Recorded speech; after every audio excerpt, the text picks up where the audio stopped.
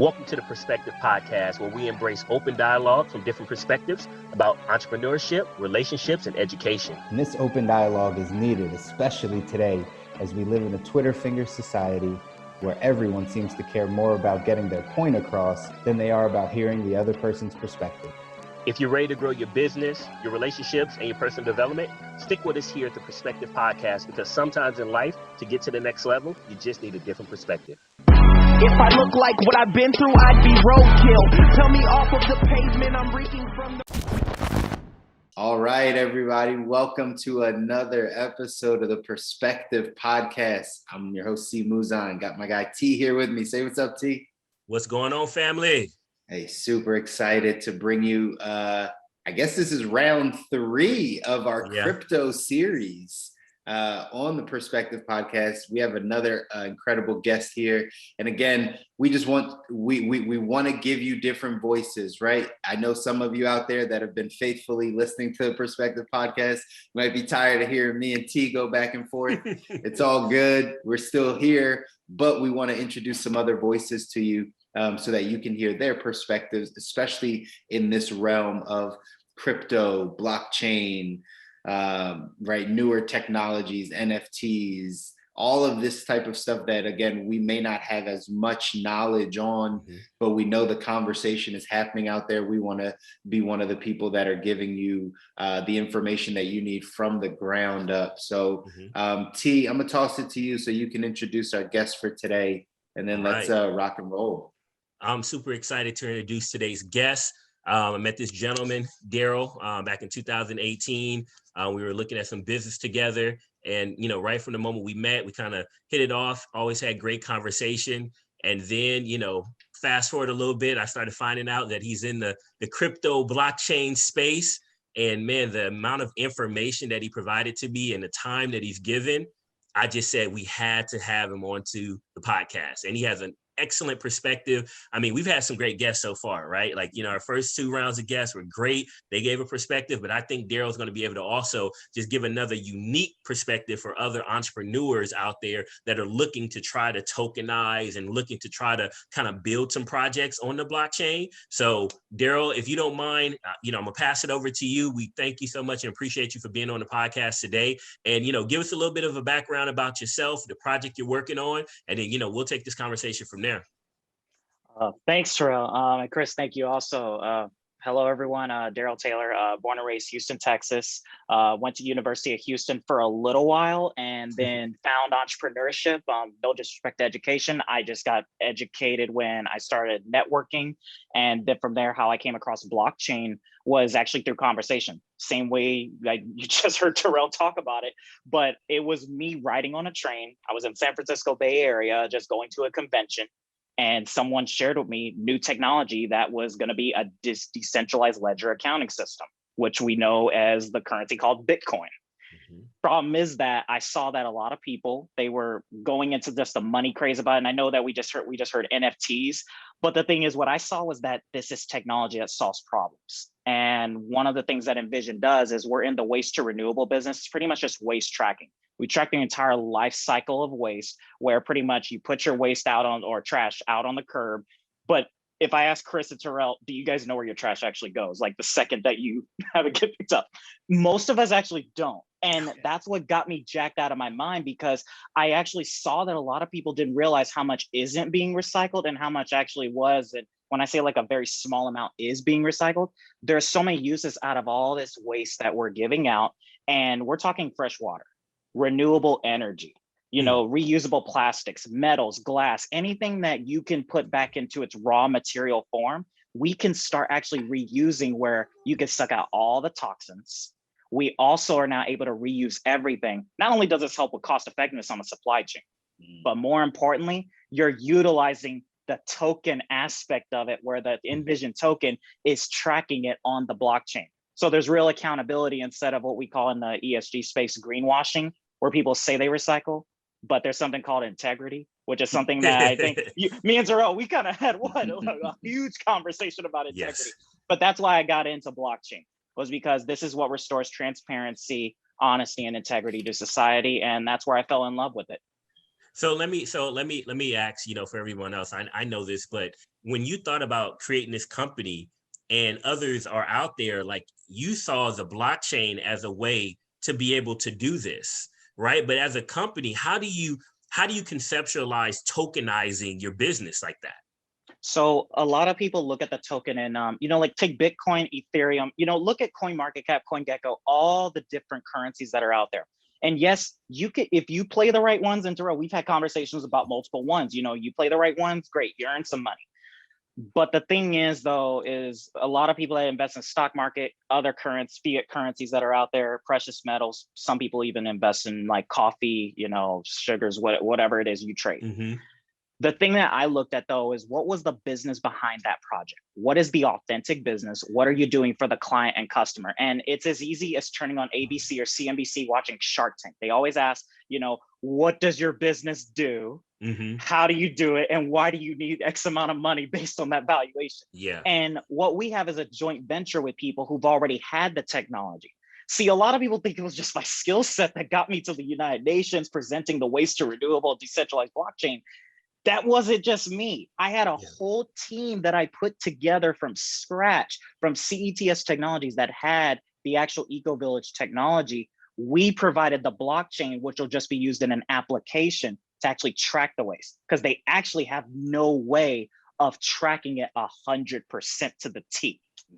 So, okay. So now we talk about that. So I appreciate that. We're talking about, because when you were telling me the first time, my mind was like, okay, this is information overload. I need to pull back, step back, and then go back at this again. So you're telling me if I put my garbage out and it goes to the landfill, at that point in time, the landfill is packing it and sending it off somewhere? Is that what they're actually, what's crazy is that what they're actually going to do. So they're going to pick up your trash can, right? They take it. Yep. All right, dump it. All right. Yep. Now, the second that it's on that truck, it's going to the actual disposable facility. Now, most of us, we don't know what's going to happen there. But if you go to an actual disposal facility and processing facility, sadly, you're seeing either a lot of it, like you said, landfill. A lot of landfills, and you look at a lot of schools, a lot of malls, just a lot of places that are around in modern America right now. The problem is that they package it up, and it acts as a filler when they're constructing either these bayous and whatnot. Go out to East Houston, you'll find it. But what we're going to do is we're going to process 100% of all the waste, create reusable materials. The token was only designed to be a graphical representation so people could see that where your trash is actually going. Because you look at all the places, like look at Starbucks right now. Like I thought I had a Starbucks cup here right now because I'm used to having Starbucks. But the thing is that they have the green recycle symbol on there. And I didn't know that they didn't always recycle everything, because there are some places that won't recycle everything. Yeah. But the problem is that what we did is that we actually take in the municipal waste. So we're including sewage in this also. We're processing sewage as well. All of it's being tracked. Blockchain was designed just for tracking. How do you track it? Sensors, Internet of Things. That's it. It's all shell technology that's existed. Nobody was just using it. They were just trying to make money off of it by try to make it look like it's the stock market. Blockchain was never designed to be the stock market. It was designed to restore what's needed in society. Now, how'd you get your education on blockchain, right? Because that wouldn't be the typical perspective of what blockchain is. How did you get your understanding of it? So I thank the Lord for this. Meeting people who were miners, people who knew the roots of blockchain, and also too, sadly, we don't like bad experiences, but sometimes there's the days you win, and then there's some days you build character. I was screwed over a lot. I got screwed over by a lot of projects. There were friends of mine, some of them lost as much as maybe a couple thousand, to even one friend of mine who lost over $40,000 to $50,000 under the age of 21. Yeah. And it's happened multiple times. And when I met somebody, and it was online, didn't meet them in person, but the fact that this person was so confident in what they thought was, okay to do, even though they knew they were hurting people, I actually got genuinely very upset. I mean, PO through the roof. I think, Daryl, this is actually probably right after I met you. That's when I was going through that. Like Okay. I had friends of mine, you know, you hear about these Twitter hacks that just happened and people are thinking that's the first time. Man, that was happening to me in 2018. And so I literally looked at every profile, every forum. I went and searched and I saw all these people screwing over everybody. And I thought, okay, I'm just going to start a company.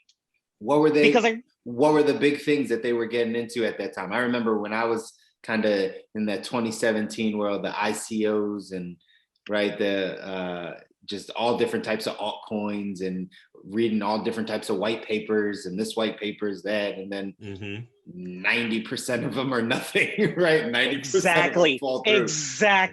Exactly. Because you know what? I even messaged some of these founders and I even asked them, what does your company do? What's the business? What is clear? What's the business? Right. You know, and they look at me like I'm talking in gibberish, but reality is it's America, you know, like we were kind of built on entrepreneurs. You look at investors right now, they're actually business owners, they're investing into the business. But I'm looking at right now, they're talking about like, you know, what is it? Capital gains pretty much, where all they're trying to do, give me X amount of Bitcoin, give me X amount of Ethereum, you'll earn X amount per day. And what they do is they'll end up doing a mirror on another site. They'll end up having you send the Bitcoin. And this is why you got to pay attention to who's emailing you and making sure you're not a victim of phishing. But this happened to so many of my people that's why we actually got together and we started this company, because all of us were screwed over by somebody and we wanted to actually pretty much flip the script. Got it. So Daryl, so your company now, obviously it has intrinsic value, right? There's value that's there. So how do you, and I guess people are going to, you know, because we talk about it, we've been talking about it from a financial perspective a lot, right? On this podcast. And now we're kind of getting into more of the business, right? And now, so if someone looks at your company and they're like, well, I want to invest in it, or I want to buy that token. I believe in the renewability, the sustainability, et cetera, like, I know you said it's not something that you're trying to necessarily gain wealth on, like you're not trying to commoditize it per se, but if somebody's looking into projects like that, like should they come at it at an angle of, well, this token might increase in value exponentially, or should they be looking at it as more of this is something that's just better for the environment, regardless of the value of the coins that I purchase or, you know, I invest into?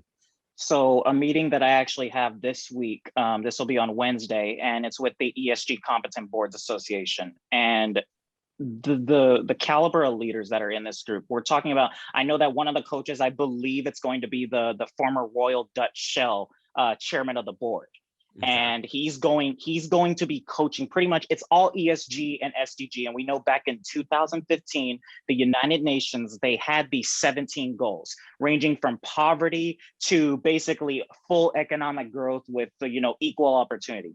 Now, respectfully to the whole audience, I'm just going to say, you know, not bearing a bad news, but just from an adult perspective, that you will never be able to fully eradicate, you know, a negative opinion from every human being. There's 7+ billion of us that live on this planet. Yeah. Everyone's entitled to their opinion.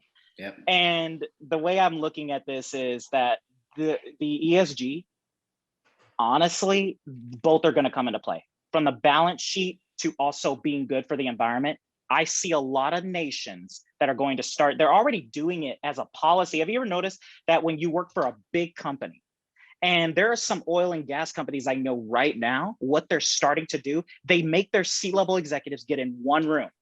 They have to have an hour conversation about climate change or social change. Mm-hmm. They just have to have 1 hour conversation, and it's regulated. And I had no idea like they're being forced to do that. I don't really agree with maybe formalizing 1 hour, but if you're trying to do social climate change, help the environment, find ways that's relevant for your business and try to collaborate. Yeah. You know, that's a lot easier to do, because what you're doing is you're taking time away from you being effective at your business. But also what you're doing is you're also hurting the effectiveness of your people, which can slow the whole business down. So environment and balance sheet, those will both come into play because the UN has been talking about it. Now you have nations that are forcing people, and we're talking about companies like Coca-Cola, mm-hmm. you know, Bank of America, you know, Royal Dutch Shell, Exxon, you got Amazon that's now, they're advertising everywhere. literally everywhere saying that they set aside capital for it, but they're planning it in everyone's head. And so it's going to come to a point now where social justice is going to come into play. You're going to have environmental justice come into play, and government justice also. So there's a lot of resets. You know, you probably heard global reset or great reset, whichever one is out there. But we're going to start seeing a lot of companies focus harder, but the companies that master both, those are who you see next 100 years from now. So will these companies, you talked about collaboration, right? So the first thing I thought was, would your company be someone that they can go to, I hate to say it, but check the box and That's say, actually well, what it is. Say that again? That's actually what it is. You hit it right on the nail.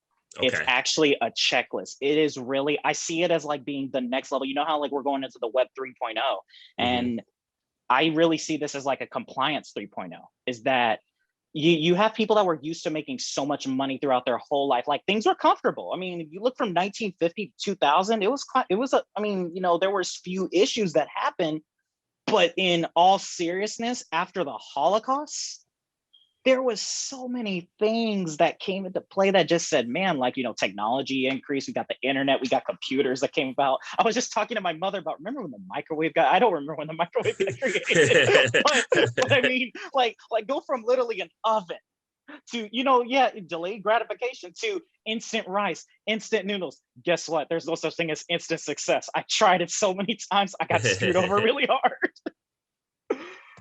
Totally understand that. But it's Chris, going to come into play. Oh, Chris, were you about to say something? I'm sorry. No, go ahead. I mean, this is all interesting to me because there's probably some terminology in there that I think we might have to break down. You said ESG, Daryl, that was one thing. I think even getting to an understanding, if we really want to add value to the listeners and people that I know want to dive into this crypto space or this, you know, blockchain space, is even understanding tokenization and what it is to create a token and what that means and how someone can invest in that, why that becomes part of the business model, right? So there's probably different ways that I would go down this path, but, you know, clear some of that stuff up really quick, Daryl. So for ESG, environmental social governance, it's very community driven. What's it stand for? Environmental social governance. Okay. Because some people will switch it to government, but it's pretty much just, you know, it centers around what I said at the very beginning, that integrity, that transparency, and the community. I mean, if you look at someone who has a big following, well, the person that's probably leading that following has the influence for a reason. And I'm looking right now, we wanted to create a project where not just people could believe in, but people wanted to be a part of the community. You know, it's about the mission before that commission. A lot of places right now in the entire blockchain space, I'm seeing exchanges do it. I'm seeing projects themselves do it. And I'm pretty sure, Chris, you've seen projects. It's like, why did they create this when they haven't even finished XYZ? And it makes me wonder, what did you do with all the money you got before? You know, you hear about how, like, I wouldn't even be surprised if there's like a Series E raise, you know, Series F raise. I wouldn't recommend you maybe post that, you know, but it's just, if you have to go down that road, it just tells me you're not effective and you didn't make it about the community. I would say that those who make it about the community, why did Bitcoin rise where Bitcoin rose? Look at what happened from 2007 till 2011, then go from 2011 till 2015. And then when you look at when 2017 rolled around till now, the people that stuck it out and the people that decided to really make it about the mission, those are the ones that are now leading in the space now. Because if you get involved for just the money side of it, mark my word, I've seen this happen now last 10 years. I've been an entrepreneur, they leave the industry. It's happened in, you know, direct sale. I've been a member of direct sales for the last 13 years. I'm taking a look at blockchain right now. There are some projects right now. I'll go to their website, not going to name any names, you know, just to protect their names. But it's like you go to those websites and you wonder, they pack up, they leave, they're no longer there. And ESG is really a nice way of just saying it's time to start making it about the people. Blockchain's got a good chance of doing it, but just looking at the money aspect of it, if you want to tokenize something, ask yourself, number one, first of all, are you in it for the game? You know, and you'll probably notice I listen to a lot of Gary Vee, but he's right. You gotta fall in love with the game. I love this because I had so many hurtful times in my life where I felt like I was powerless. And most people, they want someone to come and help them in the space. I was fortunate to meet people who knew the roots of blockchain, but the reason why those guys were able to pour into me on how to develop the Invzion token, how to actually start things up, because they saw me becoming a member of their community. If you don't have a community, the token will not become successful and you won't get partnerships. So all right. So let's say I have company XYZ, right? Okay. And let's say I make great widgets, right? And they're environmentally friendly widgets, right? Just use it as an example, an old example, right? Would you advise, or just would I have more potential to try to go public, or utilize the blockchain technology, let's say in some form or fashion there, and try to tokenize it and go to the way I look at it is a different community, right? Like you have the stock market community and you have the crypto community. What would you recommend? And, from that perspective, if people that are out there, because everybody thinks like going public, well, there's a whole nother conversation, right? If my mind is thinking correctly, you can tokenize it and go to a different community. Like, what's your thoughts on that? I think that if you actually, so going public, you mean like just go ahead and list and not really do the whole, so you got to be really careful. I'll be honest, like we made so many mistakes like day one in 2018 when we started. And the reason I say building characters, because I wanted to get a good feel for what this market would do and how is it exactly going to evolve. The whole ICO craze, I'm looking at NFTs right now. It's no different than how there's companies right now doing direct listings. And I really hate to say this, but even if you go ahead and just do a direct listing, you still got to have a community. If there's nobody that's really believing in it, there's people who are long in Bitcoin that haven't sold since the beginning era. There's people right now who are in it since 2014. I'm just a personal fan that the way that we make our money is that, number one, we have 3 government contracts. We're about to sign 2 more, with 2 will be with 2 different nations. We do it through our licensing fees. That's how our company makes the money. And if you're going to say the countries, are you able to? So we're in talks with Panama right now. Okay. And we're also looking at Honduras. We're just trying to work out as far as for the safety protocol goes, because Liberia might actually sign before. And we're also now in front of an investment board out in Dubai. And so with everybody going green right now, there's clearly a big community that backs it up. The problem is that I'm a huge fan, and this is where a lot of entrepreneurs, they actually mess up. They don't take a step back to take a giant leap forward. They're so focused because a craze or momentum will hit that they feel, okay, we just got to go ahead and just gimme. That's a good thing. That's also a bad thing. Because yes, you'll get money up front, but the thing is, if you don't know or you don't believe and you don't have people that can help assist, I'm telling you, the community has your back. So many, think of how many times you had a community backing you up. It could be family, it could be friends, but it goes a long way. Look at Bitcoin right now. Deutsche just came out today, saying that it looks like the modern banks have realized Bitcoin is here to stay. Deutsche Bank. I think it's interesting, right? Because like I said, and I'm happy, Daryl, so happy you're on, because it makes us think about it a little bit different. Well, at least myself, I think Chris kind of mentioned it, but it's a different perspective, right? Like when a lot of times when people think about it, they're not thinking about the business behind it. Most people, let me say most people I've talked to, I don't know most people in the world, but the people I talk to are like, looking at either just the charts, right? Daryl, you talk about that offline so many times. They're looking at either just the charts, or they're like, okay, this project is about to do virtual reality. I believe in it. It's the #1 token right now. And boom, I'm in, right? But how many people really are going through the white papers? How many people really are seeing, and you talk about laying that foundation, actually studying it, it almost sounds like a lot of ways how Warren Buffett speaks about stocks, right? Like, you know what I mean? How he goes in, he thinks about it. Like, it could be boring, but he knows fundamentally this is going to be here to stay.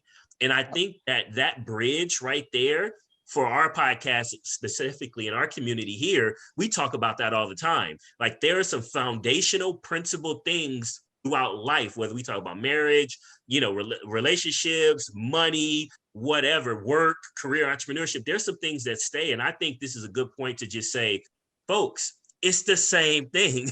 You're not getting away from it. There's no quick fix here. You hit it. Thank you so much for saying that. Thank you so much for saying, and the reason I say thank you is because I'm not a father, I'm not married, but I do say this is that, and the reason I say that is because look, two different backgrounds. Mm-hmm. And it tells the audience that you really gotta make it. It's vision. Where there's no vision, people perish.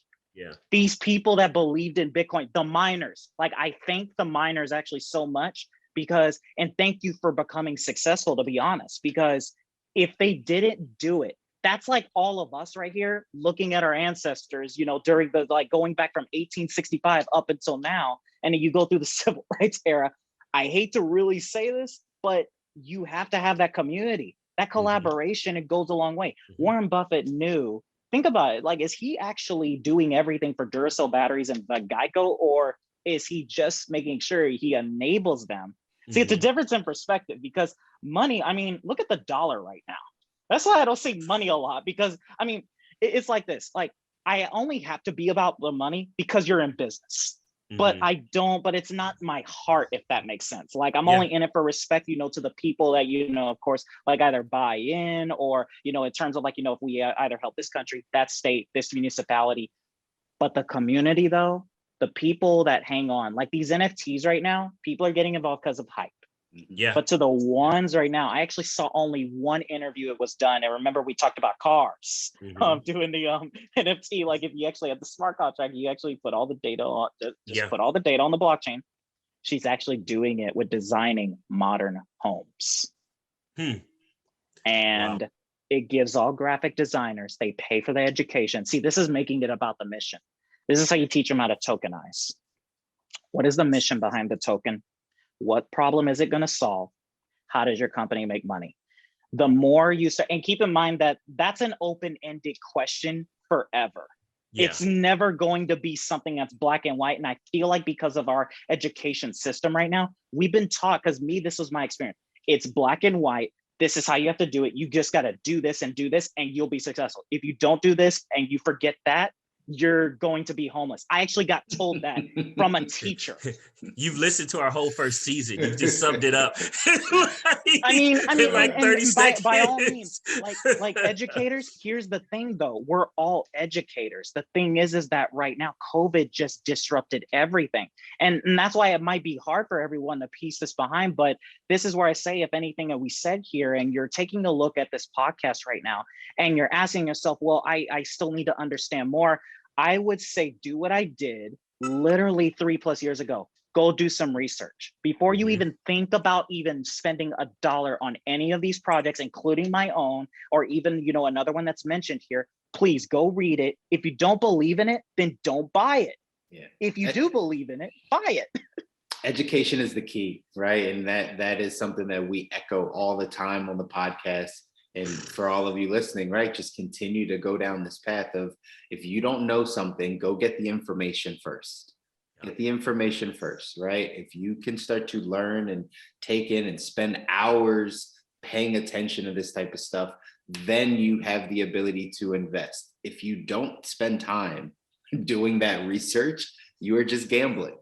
Yes. Right? You were just gambling your money. Chris, everybody's gonna get tired of us calling them gamblers. It doesn't matter. We will keep saying it. Real talk, man. Real talk, because and in fact, some of the people that are in the Competent Boards Association, the thing is that a lot of them, they own some very big names that you'll know in Las Vegas. Let's just put it that way.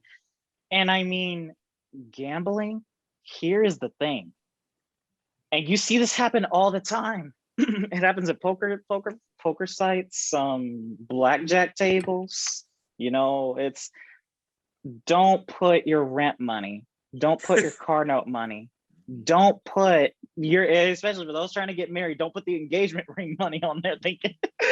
I'm just saying that for me, like, I have to keep this very, because the thing is, I don't want to ever like give disclaimer, not financial advice. Right. But Right. Terell, we talked about all the flips that ended up happening, and Theta was one of my biggest flips. The only reason, but here's the thing, there were people that bought into Theta only 3 weeks ago.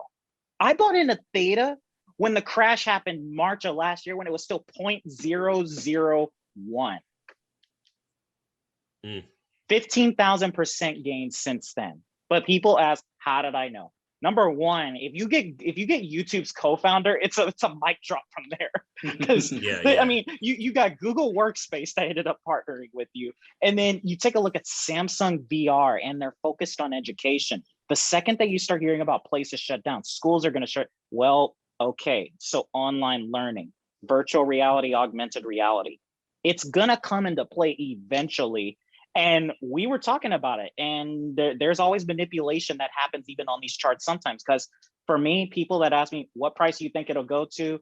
Or people say, what do you think this price is? Unfortunately, even me as a founder, and you've heard CEOs on the stock market say, we don't determine price. Like, we don't. The thing is, the brokers and exchanges, they're the ones setting the price. They're the ones writing it in, typing it in. Yeah, and they're calculating how the price is determined based on all the orders that are going in. So those are the, as they say, the market makers, right? Those are the market makers. So this has been really good, because I think it just kind of brings back into, again, perspective that this is not about getting rich quick. And I think that's the point. Like, I think this season, me and Chris really wanted this series, and this, Daryl, you're right in line. So just to put put it out there, like, this is not about getting rich quick.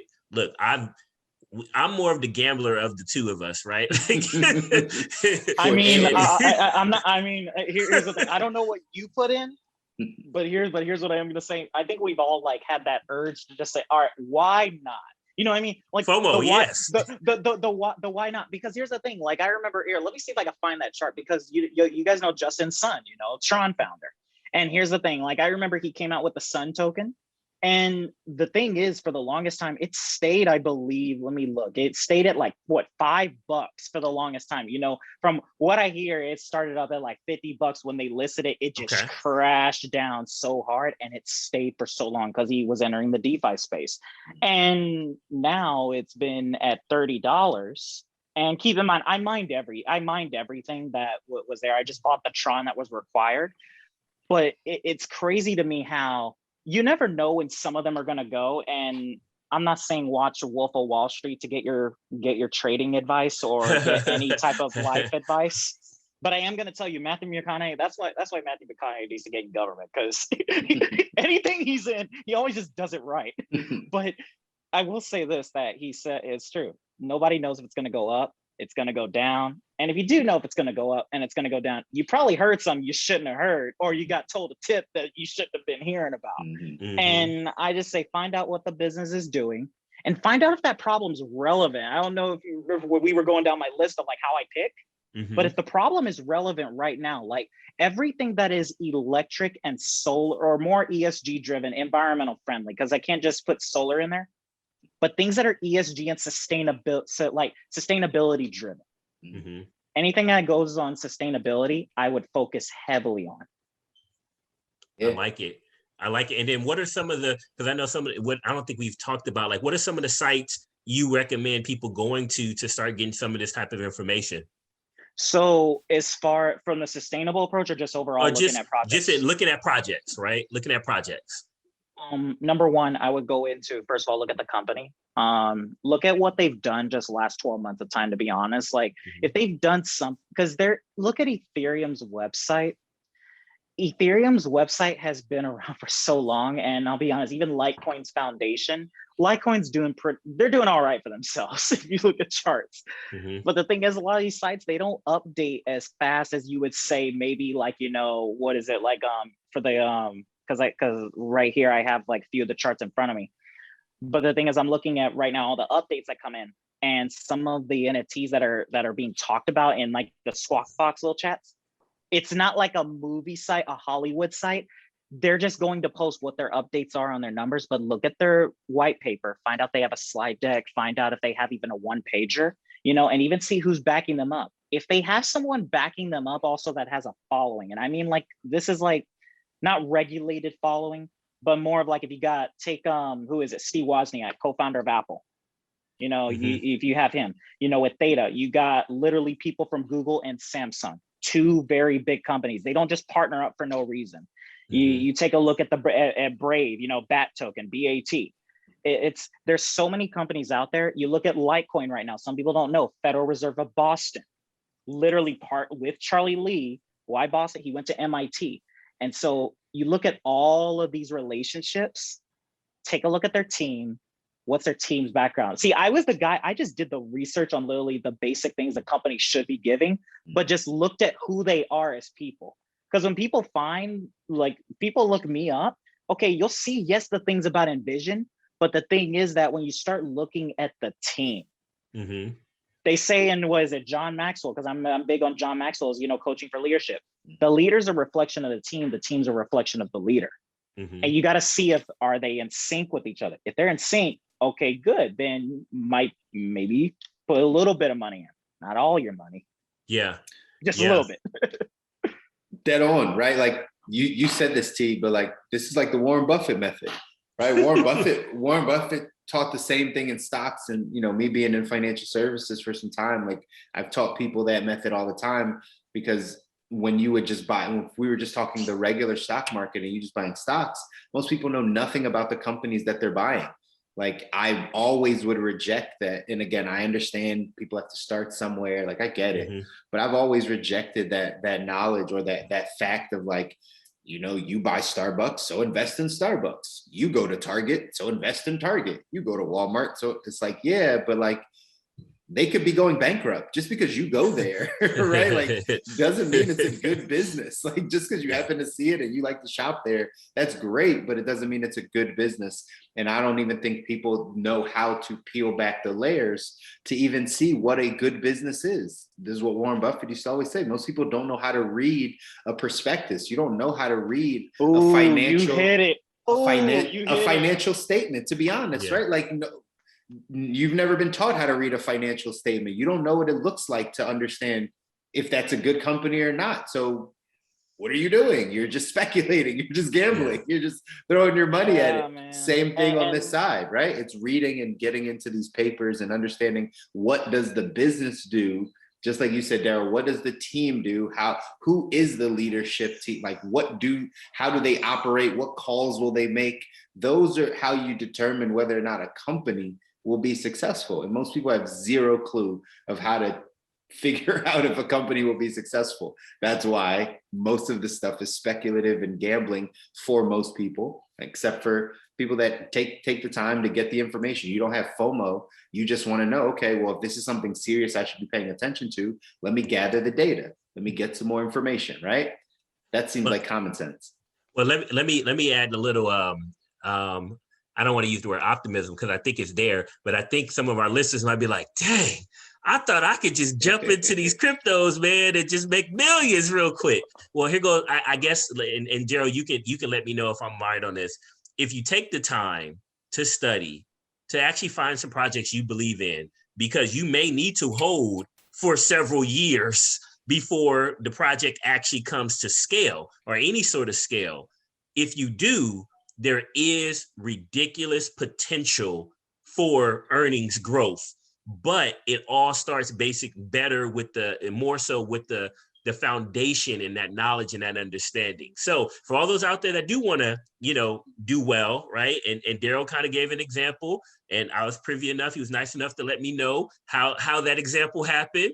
Things are good, right? Like, things can be very good, once they happen, they can happen. So the opportunity is there. And I think that's, for me, what got me so excited about crypto and blockchain. I remember coming to Chris, and Chris was like, man, shoot, everybody knows, like, I got burned. I was like, I don't know, Chris, this is it. But Chris kept me tapered, like, hey man, you can get yourself blown up.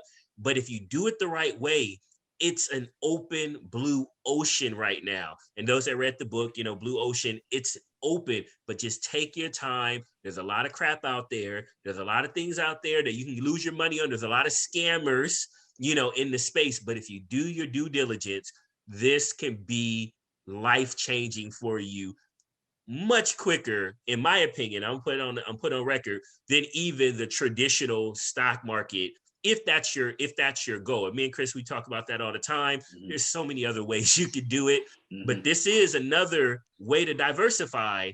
But you gotta be patient and actually understand it, because it's still learning. Like, we're all still learning about it, right? Like, I always joke, like, we have experts on. Well, that's relative, right? Because it's so new. It's like, what's an expert yet? It's so relative. So sorry to cut you off, but no, you're fine. Just for the record. And I guess this will give the audience, just on how I built my leadership, and this will give some perspective. Number one, I don't have a college degree. Number two, I don't have certification in blockchain. Probably this ESG certification with all these C-level guys. Keep in mind, they hand select people, but I had a following. There were people who gave testimonials. There were people who, it's amazing what a story. Did Steve Jobs talk about the one who's the best storyteller literally is the one who gets the market? I find it so weird how right now, religiously, let's be honest here, religiously, like, if you look at today's education right now, we have formalized having a title more than actually having practicality now. If you really look right now, like you just heard Chris talk about the prospectus, that right there, if you actually take time, like udemy.com, like here is something that will help you. Like, I can't really quote prices, but $100 max to get you an education on how to understand a financial statement. And if you want to know how to code a smart contract, you could pay $15. You could learn Solidity. I wouldn't recommend learning Objective-C. There's obvious reasons why, but the reality is that there's so many. Online learning is going to change the game. Web 3.0 is going to make the internet go from literally, we just barely got out of the birthing stage, and it's barely now getting out of the infancy stage. Barely. We haven't even barely started walking yet. When we talk about the internet, we're talking about, people say, what's the place with the most freedom? People sometimes say America. Some people say Norway. Some people even say Africa. It's the internet. You can publish, create, do something. And guess what? There were people who were called crazy wackos saying digital funny money. Well, that funny money just got one of the biggest banks that holds some of the, like, we're talking stacks and stacks of mortgages that even the attorneys can't even read every page, like how Mike Burry said on The Big Short. And right now, I'm not even now formally on paper, I won't look like an expert. But when people talk to me though, I'm just about the community. I'm about the people. My ultimate, and people say every leader has their personal reason why, and not to make this a personal podcast, but I'm looking at all the unrest that's happening socially right now, especially in the criminal justice world. And I hate to say this, but I relate with both Breonna Taylor's family. I relate with George Floyd's family. I relate with so many people. And I will say this, that both sides, including the banks, including environment, including food and beverage, especially because we consume so much as a society. You look at everything right now we consume, blockchain solves anything that's transactional. We're just right now under the facade of the trade and charts. Like if I show a chart right here, remember, we pay with the United States dollar. Starbucks is accepting Bitcoin in certain places. Delta Airlines, you could pay in Bitcoin in some areas now. Miami, you pay taxes in Bitcoin. Well, I think after our last podcast, my consulting fees, I started accepting in Bitcoin as well. Oh boy. Oh man. But you know what though, is more regulators and especially more I'm Chris, I'm not sure but do you have your own practice you do for financial advising, or is it an institution you work at? Yeah, no, more of our own agency on the coaching and financial planning side. So okay. Yeah, really just teaching people money, right? Like at the end of the day, this is about no one giving us an education when it comes to money, how to build wealth, how to taxes work, all the whole nine. So we want to come out and give that education for people so they can understand what they're working so hard for, right? What they're dealing with every single day that they don't really know. So yeah, that's where we step in this crypto side, right? It's important. People are, I'm talking to people now where this becomes a real part of their portfolio. Whereas before it was like, I don't know, like it's like, well, you need to understand that, you know, where we're at with the value of the dollar, what the stock market, the outlook is, what the outlook is on our country as a whole, right? From interest rates to inflation to the debt cycle to all these different types of things that most people don't really grasp. And they just throw their money into an IRA or 401k, and call it a day, right? And then they're just like, that's it. So we got to come in. Dogecoin. Right, exactly, right. Hey, there's a reason. Or they listen to Billy at work, and they're just like, "Oh, I'm supposed to buy this coin with a dog on it. Like, let's get this dog coin type of thingy." And then they put a bunch of money in it. Oh, you know, my co-founder was in the forum when Billy started Doggy Coin. Really? He actually typed in the forum, and he literally said, "Hey, I'm just gonna create this as a joke. I might get a community. Watch me be a billionaire, but it's just a joke, guys." He actually became a billionaire. It literally, there's so many accidental billionaires that will come out of this. And I think, Terell, you said that the trillionaires will start to come about. But you know, what's crazy is that if you look at even liquidity space right now, there's already $1 trillion tokens that house so much liquidity, that decentralization. And this is why I love the regulators coming in. And the regulators are probably going to feel weird if they ever hear me say this, but it's like, if the cop pulls you over, it's just, I'm so glad that you're here. And it's like, you look at the unrest right now with the regulators. The reason I love it so much is because it's called validation. Validation. See, when people say, are you here to play ball? I look at when I hear the term play ball, because I would play street ball a lot, I look at it as, we're not here for the hate. We're here to try and make something work. The thing is that they go to their job, I go and do my job. We have people that buy into us that also have jobs they have to go to. When you provide something for the overall vision, you make it about the mission, not the commission. I can't believe this nowadays, where, Chris, I want to actually ask you this, if you're able to answer. I know that like there's certain things we're not allowed to talk about. No, we're good. We're on our podcast, so we do whatever we want over here. I want to go on a tangent just a little bit and ask, when you see brokerage houses make a recommendation, knowing that they're really getting their broker's fees just for the fact that they're advising, but they may not even really believe in that stock themselves or that crypto if they're already advising it.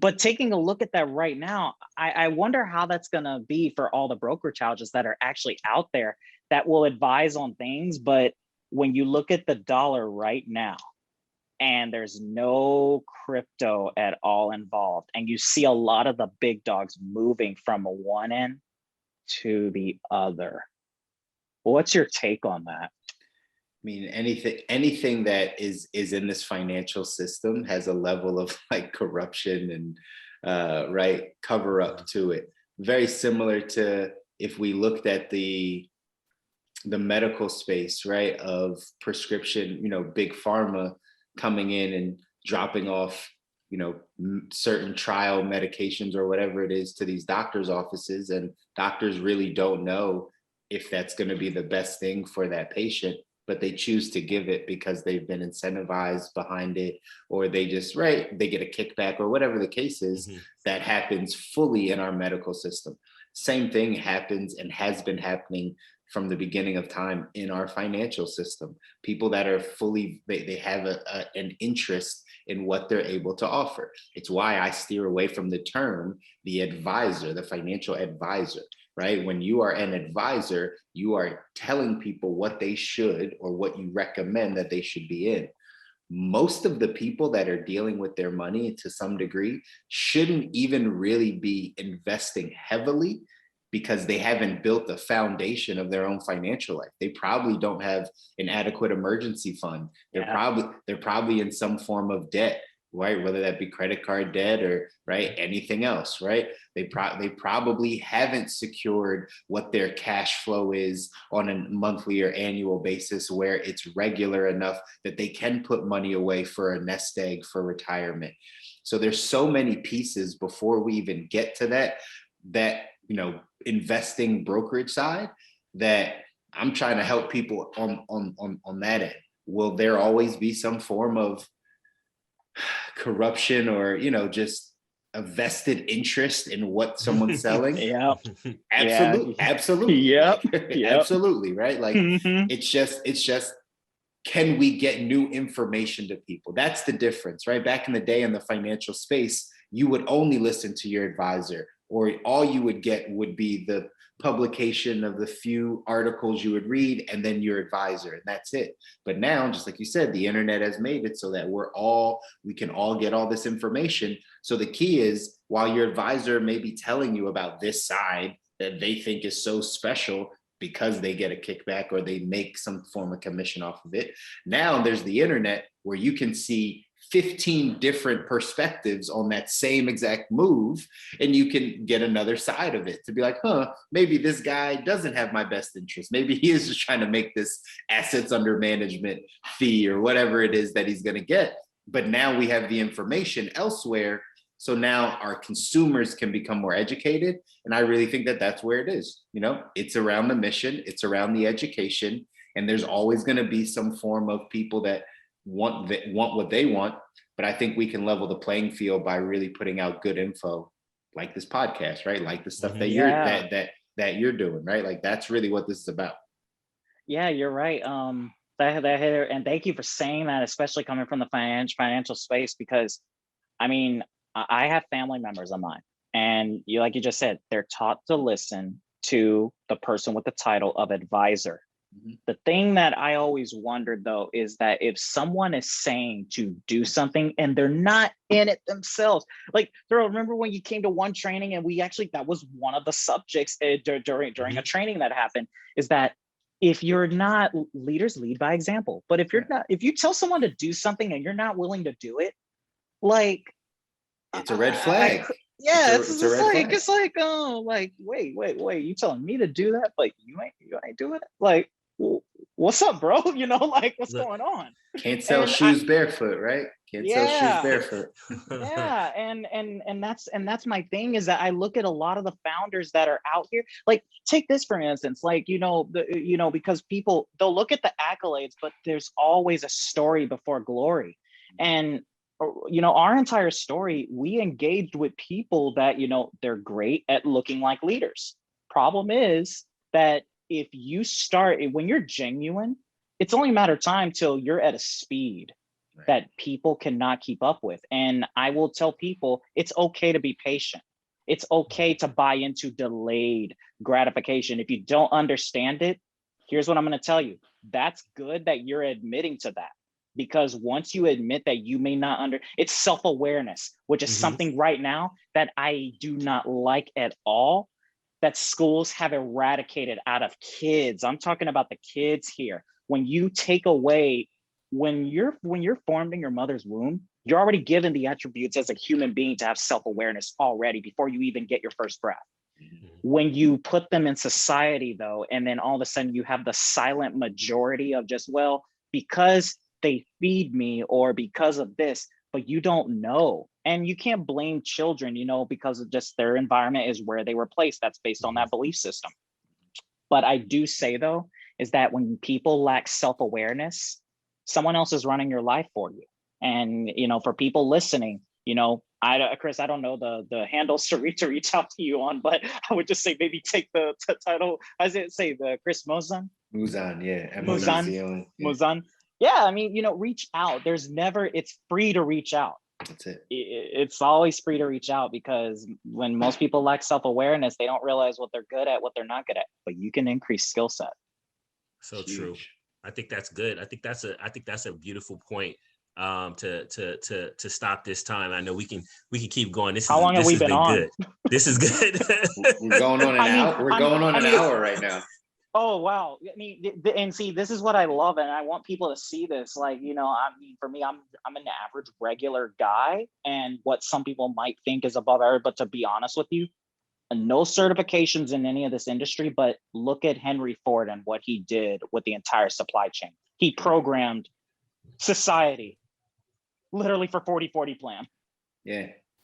There's a lot of opportunity to be able to shape and kind of craft the life that you want and the business that you want and the innovations and all those types of things.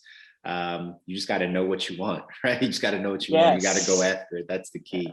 You got to know what you want. So as we wrap this thing up, this was another great conversation in the crypto space. And again, just really thinking about innovation, thinking about how to use technology differently, how to be a leader in your industry, in your space, right? Really just being a forward thinker and starting to get out these ideas that will add value to communities, but really at the end of the day, just be innovative to fill a need, to fill a void. There's some real things that are out there that we need to make sure that we have the mindset and we're ahead of the curve, so that we're being leaders in these industries. So Daryl, tell people where to find you, man. Tell people where to reach out or how they can get in touch with you.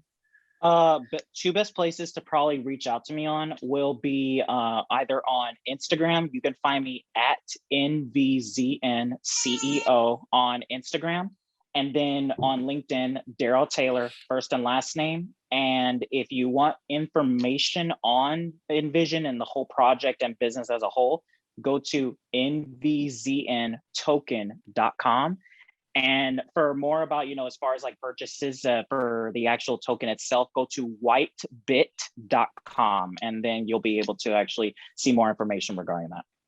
Perfect. That's awesome. We'll drop all those in the show notes, guys. So for everyone that's listening to this episode or watching this episode, you can go in and follow Daryl, jump in there, get more information on what he's doing, support what he's doing. At the end of the day, right, all of us as these kind of early adapters, first movers, right, people that are moving this forward, we want to be able to have a community behind us. And Daryl's definitely somebody that you should get behind, see what he's got going on, and support the vision, support the business, because he obviously knows and he wants to help. Again, he said it a few times on here, the mission before the commission, right? So it's really about the mission of the business, the mission about what we're trying to accomplish.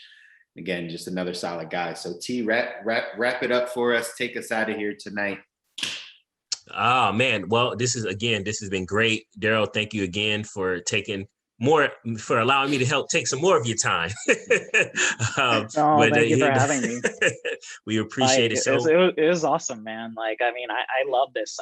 I like the very, candid and very just authentic. It's not like we're about to get on Broadway or whatnot. Exactly.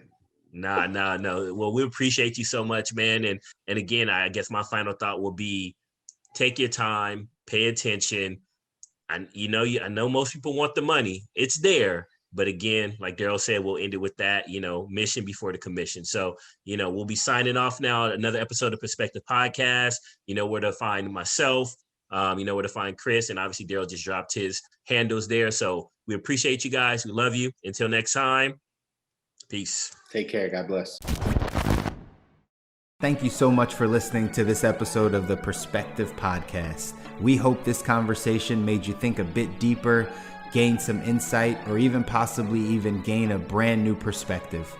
If you did enjoy it, do us a favor, please subscribe to our podcast on Apple Music, Spotify, Anchor, or anywhere else you stream. Leave a review to help more people experience these conversations and potentially change their perspective as well. And lastly, as always, T and I want you to connect with us. So follow us on Facebook, on Instagram, LinkedIn, and Twitter. You can find us just by using our names. And there we get a chance to hear your perspective. Until next time, God bless.